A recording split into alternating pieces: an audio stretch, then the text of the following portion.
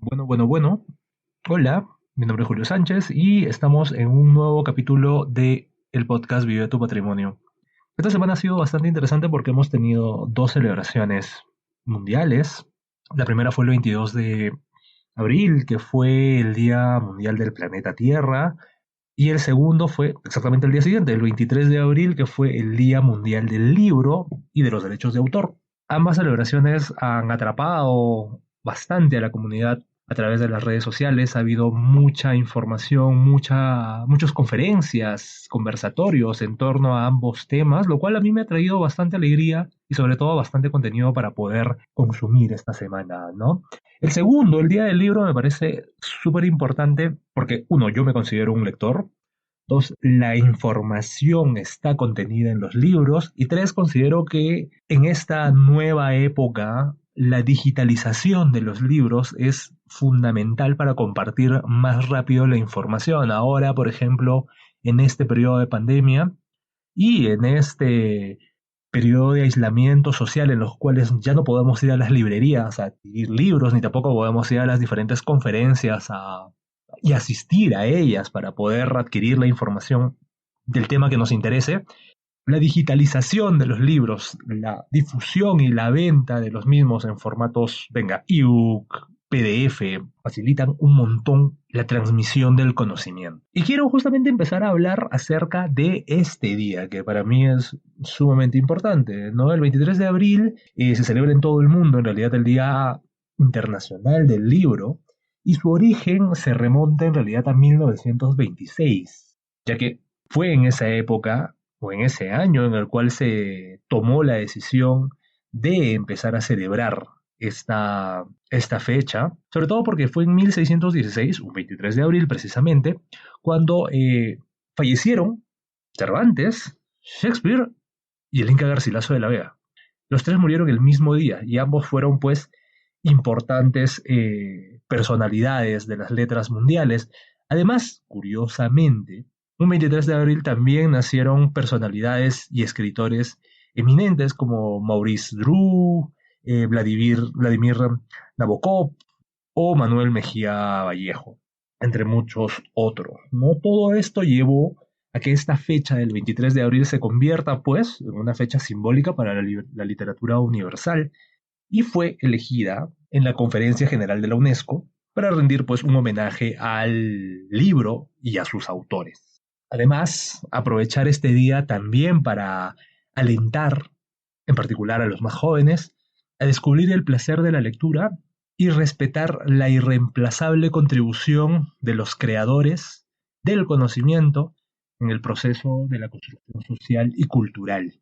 Como les decía, el origen del libro, del Día del Libro, se celebra en realidad, eh, tiene su origen en una celebración que se da en Cataluña, donde el escritor valenciano Vicente Clevel eh, propone a la Cámara Oficial del Libro de Barcelona en 1923 y que posteriormente fue aprobada por el rey Alfonso VIII en 1926 para tener esta fecha como el día de celebración del libro. El 7 de octubre de 1926 fue el primer día mundial, o mejor dicho, el primer día de celebración del libro. Y poco después, en 1930, se instaura definitivamente la fecha como el Día Mundial del Libro, ¿no? Esto fue pues asumido también por otros países como Alemania, Bulgaria, Etiopía, Georgia, Grecia, Inglaterra, entre muchos otros, que empezaron a aprovechar dicha fecha para hacer eventos en torno a los libros. Pasaron los años, ¿no?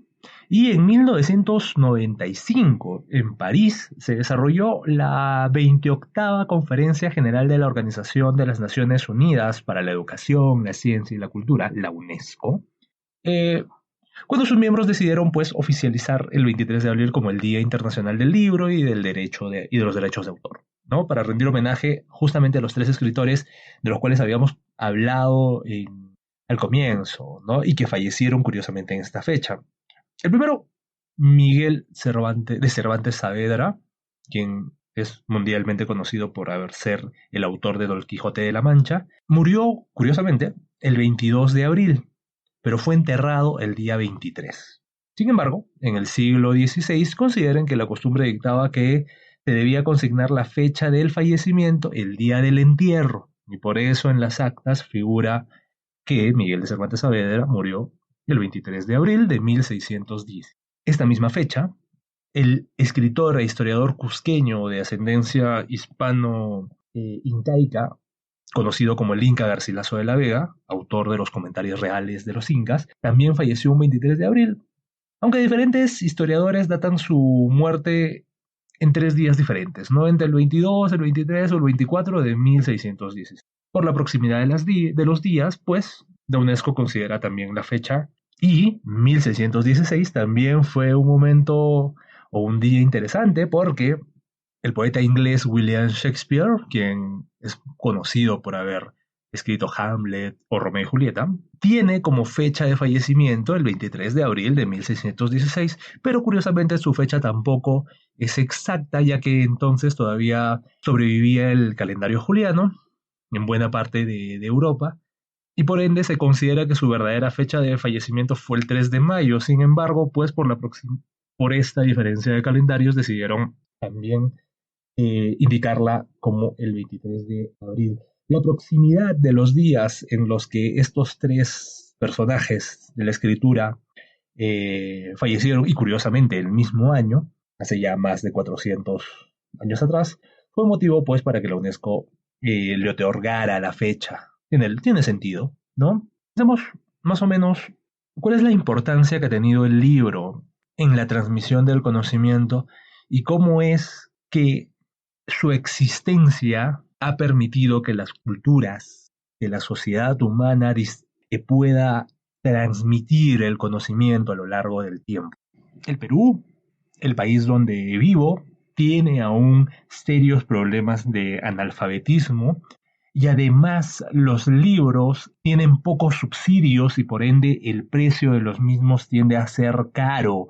Las bibliotecas no están del todo bien abastecidas, principalmente en causa también por la cantidad o por el centralismo que aún persiste en el país, lo que hace que muchas de las bibliotecas provinciales, no las de la capital, sino las provinciales y más aún los distritos y los pueblos, estén poco abastecidos y la práctica de la lectura aún viene siendo un reto para las instituciones del gobierno para poder propiciar, pues, uno, el gusto de los niños y de los jóvenes por la lectura y dos, la comprensión lectora. Ambas cosas son sumamente importantes, ¿no?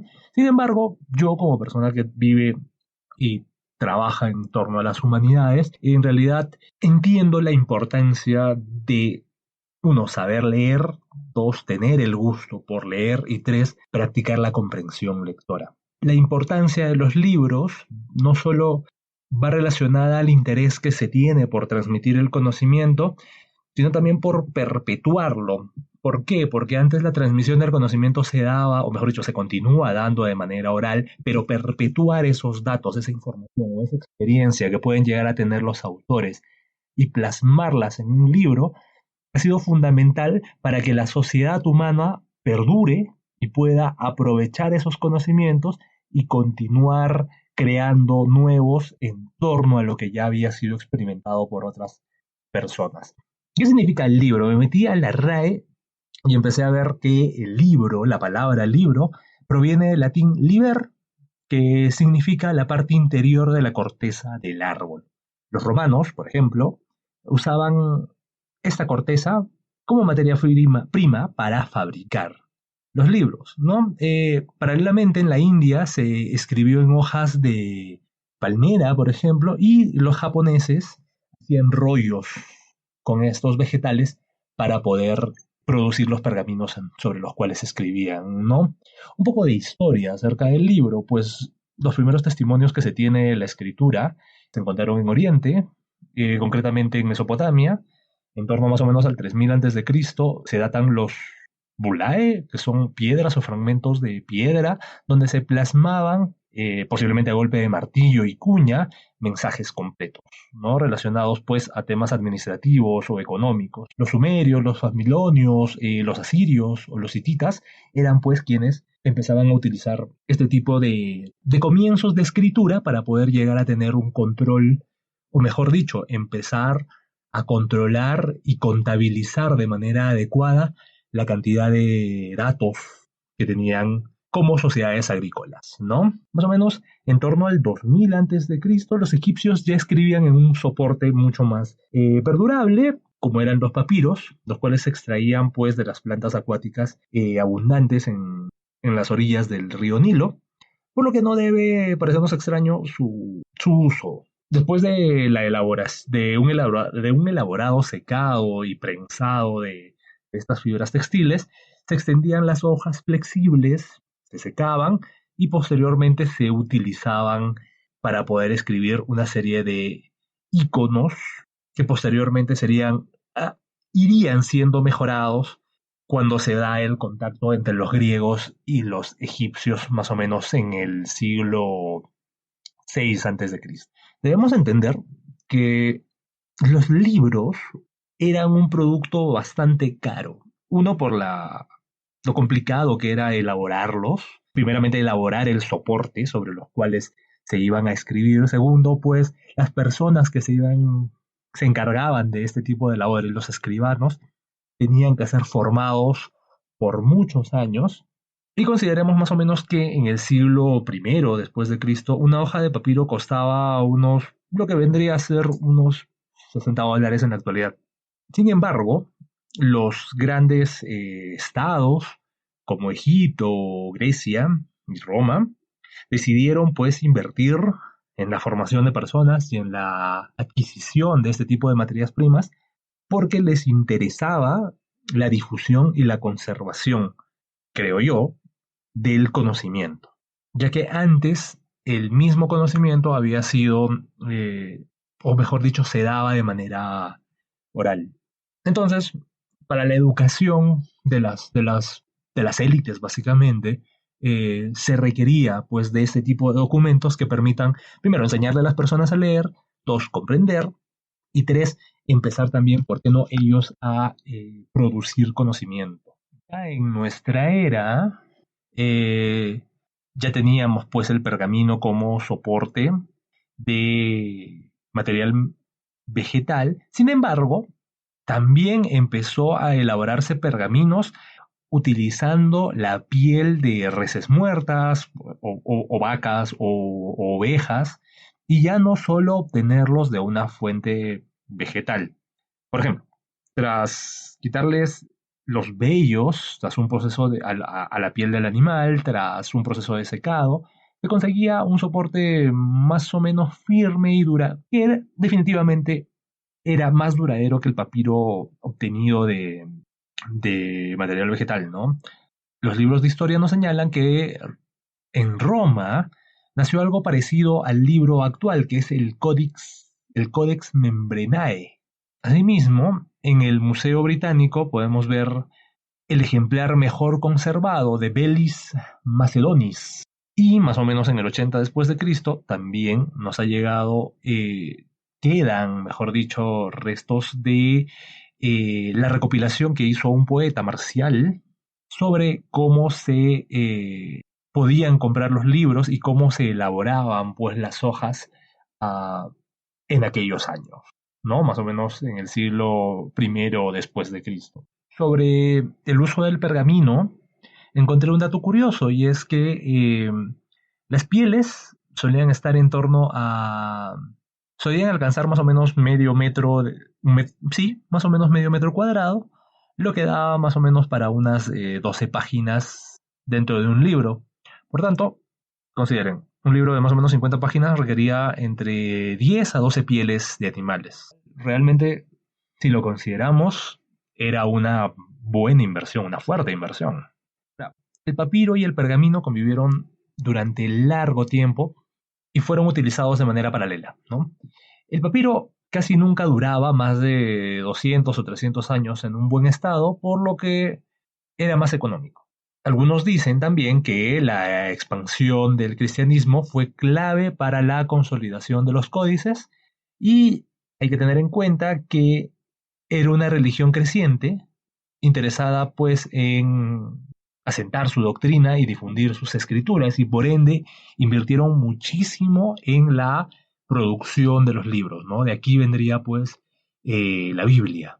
Y la religión efectivamente requería, mejor dicho, de estos soportes para la transmisión de su conocimiento y si nos vamos hacia los musulmanes, ellos también escribieron el Corán utilizando para ello paletas de cordero.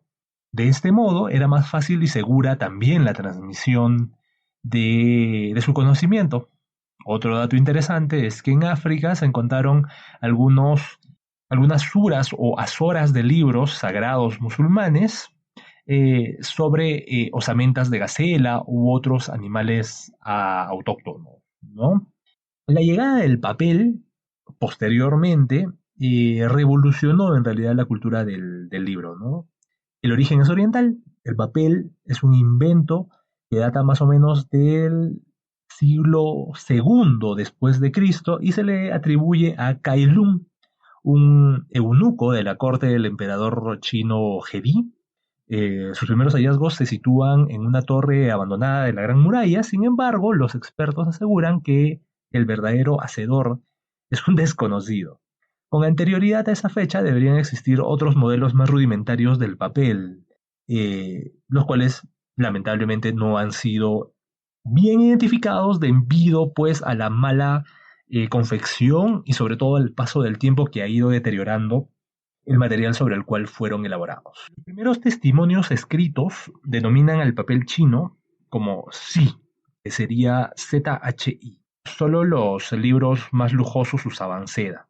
En cualquier caso, unas hojas se pegaban a otras hasta conformar largos tramos que se enrollaban en una vara, lo cual era un gran inconveniente a la hora de buscar información. Para subsanar el problema, los chinos dispusieron de hojas en forma de rodillos y de mariposas, o sea, plegables, y de este modo se podía consultar cada hoja independientemente, muy similar a nuestros libros actuales, ¿no? Ese tipo de producción se data más o menos entre los siglos 5 y 10, y es más o menos en el siglo 6 donde ya se conocía el proceso de elaboración en los diferentes territorios asiáticos como Japón, Corea y Vietnam. Los árabes no tardaron en realidad en copiar esta técnica, ¿no? Más o menos en la batalla de Talas, que se dio en 750 después de Cristo, los musulmanes y los chinos se enfrentaron por el dominio del Asia Central. Ganaron los musulmanes. Fue entonces cuando conocieron el secreto del papel y lo traspasaron a Occidente, ¿no? El monopolio lo tuvo durante largo tiempo Samarcanda, sustituida posteriormente por Bagdad, Damasco y el Cairo. Algunos, algo comprensible, pues todas aquellas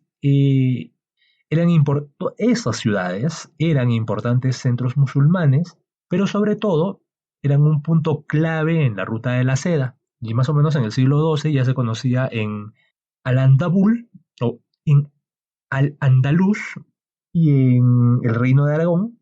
Y en el siglo XIII se usaba ya la producción de papel en la Toscana. Este último dato es muy interesante. Son los años en los que la industria lanera llega a su auge en Florencia, por ejemplo, y se produce un espectacular crecimiento de las ciudades y la consolidación de los burgueses mercaderes que hacían sus operaciones, se registraban el balance, por ejemplo, de sus negocios en libretos con tapas de piel y hojas de papel.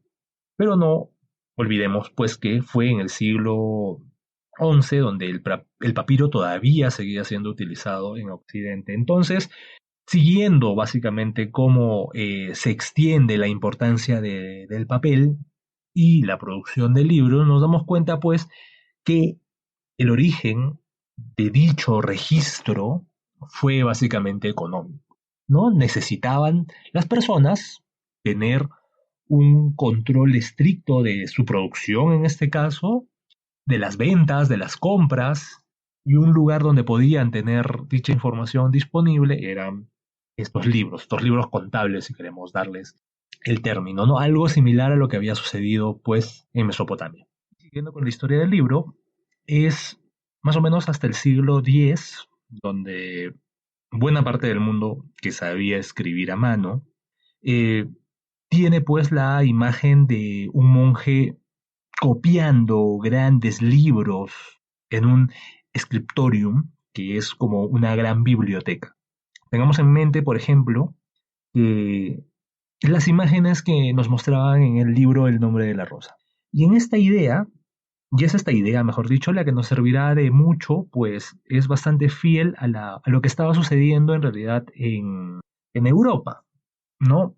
Consideremos pues que un copista o el oficio del copista en un escritorio, que posteriormente cambiará la palabra a ser un escritorio, pero el scriptorium era una estructura en la cual teníamos pues a un monje escribiendo a mano y replicando, haciendo copias de los principales libros para abastecer a las Biblias, ¿no?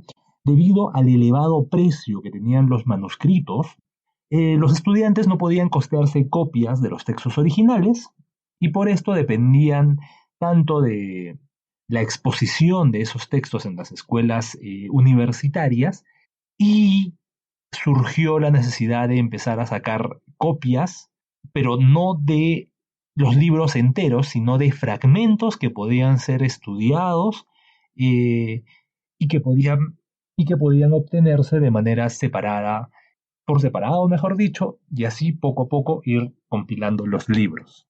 Así también es como empieza a circular los textos en el mundo universitario, ¿no? Las copias que uno va sacando de los libros para ir pues aprendiendo temas específicos. Van a pasar los años y otro hito en la historia de los libros va a ser la aparición de la imprenta. Nuevamente van a ser los chinos quienes van a tomar la delantera eh, en este tipo de inventos y más o menos consideremos que en el siglo primero se documenta la costumbre de tallar los textos en negativo, en madera, para luego grabar los textos sobre los papiros, ¿no? Principalmente lo que se hacía era grabar textos religiosos, oraciones, cantos o retratos en papel de Buda. Este tipo de impresión parece haber surgido en orillas del río Amarillo, ¿no? Donde se empezó a proliferar a los territorios adyacentes. Y es más o menos en el 932 donde un personaje llamado Feng Dao propuso al emperador en turno tallar una serie de clásicos en piedra para hacer copias con mayor rapidez y repartirlos por todo el reino. Lo más difícil fue la creación de los primeros tipos móviles, ¿no? Más o menos hacia el 1040, Vicenc intentó su fabricación, ¿no? Y para ello empleó una pasta blanda que luego se endurecía al fuego, pero no era pues tan consistente como el metal, ¿no? La impresión mediante esta técnica estaba mucho más avanzada en Corea y más o menos en el 1390 y 1400, en el que el rey Sejong promulgó unos decretos que, según dicen las fuentes, nos parecen bastante modernos, ¿no? Decía lo siguiente: para gobernar bien es necesario difundir el conocimiento de las leyes.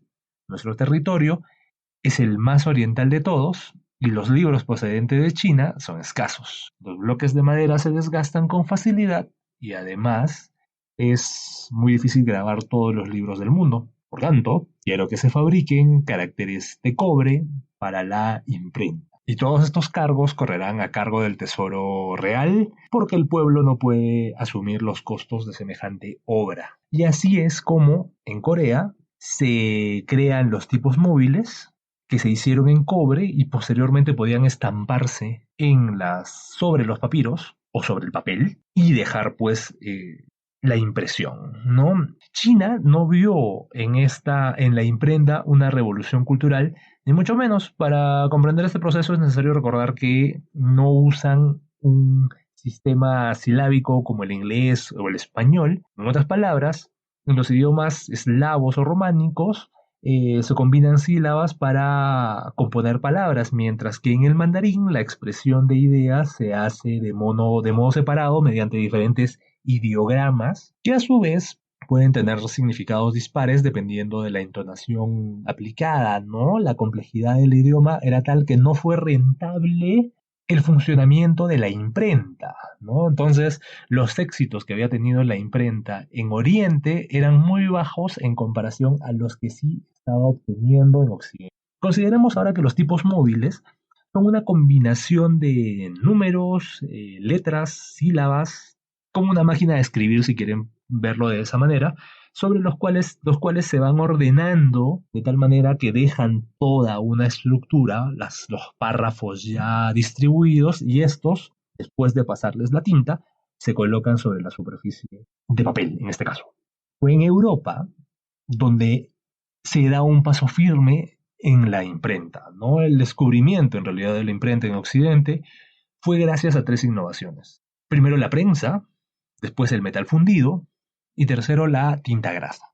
Un personaje conocido como Gutenberg imprimiría la Biblia en 1447, pero el arte de la imprenta en realidad ya se conocía mucho antes, ¿no? Los orfebres, por ejemplo, rellenaban sellos para adornar las cubiertas de los libros, los fundidores usaban punzones para grabar los relieves, mejor dicho, para grabarlos con relieves, las heráldicas en escudos y en las cesas reales, ya se acuñaban pues monedas en moldes con símbolos en negativo que después iban a ser parte de ese tipo de monedas, ¿no? Solo hacía falta juntar las diferentes disciplinas y métodos de fabricación para dar el gran salto. Y es así como se llegan a crear los primeros tipos móviles europeos, elaborados básicamente de la aleación del plomo y el estaño. Gracias a ello, es en 1500, donde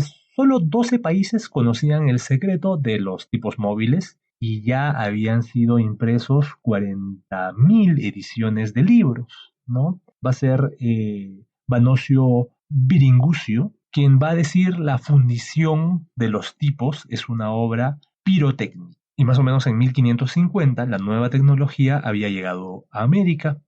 Los libros dejaron de ser un artículo de lujo. Los lectores querían llevarlos consigo en sus viajes, por lo que se imprimieron en cuartillas y en octavillas, algo así como los libros de bolsillo actuales. ¿Qué nos llevó ello? Pues a que estos tipos móviles también puedan ser elaborados en diferentes tamaños y por ende sacar libros en diferentes formatos, ¿no? Los cuales ayudaban en buena parte a facilitar el transporte de los mismos. Y después desde aquí, cuando vamos a ir, o mejor dicho, vamos a entrar a la gran explotación y producción de libros, las facilidades que empezó a tener la producción en masa de los mismos y por ende la distribución y difusión del conocimiento que en ellos se albergaba, ¿no? Desde aquí hasta el siglo XXI, el camino ha sido más o menos, digamos, azaroso, ¿no? Importante impulso fue que en el siglo XVIII,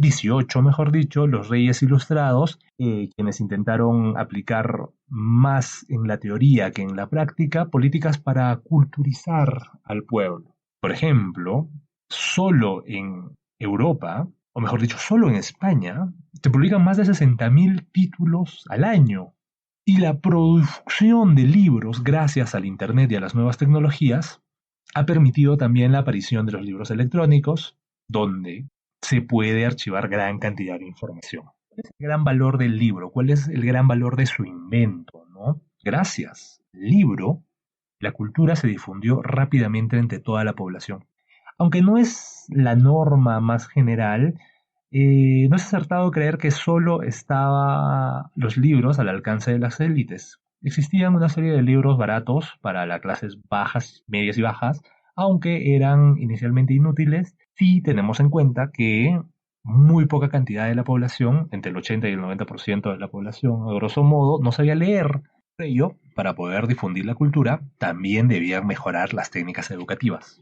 Pero también tenemos que comprender que en la historia del libro ha existido mucha censura. ¿Por qué? porque a los grupos de poder no les convenía que la población en general tenga acceso a dicho conocimiento. Lo hizo la Inquisición, lo hizo la Iglesia en la Edad Media, ¿no? Y posteriormente, pues, los regímenes dictatoriales, tanto en Europa como América, han controlado la producción de libros y sobre todo han controlado el nivel educativo de las personas para que no puedan, pues, precisamente acceder a ese tipo de información, ¿no? Sobre todo los textos políticos son los que tienden a tener bastante censura. Pero, curiosamente, y aquí entra la curiosidad humana, ha sido también esa censura la que ha hecho más atrayente esas obras prohibidas. Vamos a pensar un poco, Lutero o Marx, sus obras han sido muy conocidas principalmente por la gran cantidad de censura que se dio a ellas.